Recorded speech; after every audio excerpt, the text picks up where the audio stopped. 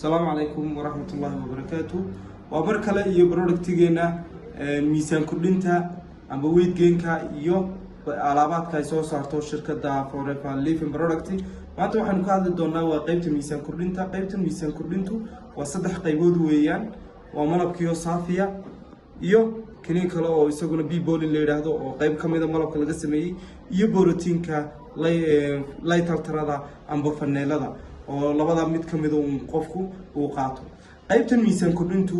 waa qayb qofka u sahlaysa inuu muddo yar oo kooban miisaankiisa ku kicinayo isagoo oo wax kiimikala haddana isticmaalin kan malabka wuxuu qofku ku darsanayaa cuntada waxyaabaadkan jibista oo kale amba roodhida oo kale ayuu marsanayaa sidaas si lamidana hal qaado ayuu isticmaali karaa oo qaad ahaan uu isticmaali karo kan waa bibolin miisaanka uu kordhiyaa sidoo kalena amateedka ayuu qofku u siyaadiyaa kana waa borotiinka halkii qaadaba 17 gram oo borotiin ah ku jira waxa faa'iidooyin badan buu leeyahay laakiin waxa ugu fiican inuu qofku uu hal qaado oo borotiinka iyo hal qaado amba caanaha subaga leh ee full fat-ka ayuu isku darsan doonaa isagoo labadaas isku isticmaalaya borotiinku waxyaabaadka kale oo faa'iidooyinkiisa uu leeyahay waxa kamid ah dadka gym-ka oo kale isticmaala ee doonayeen muruqyadooda ay dhisaan oo kale iyagu laftigooda inay isticmaalaan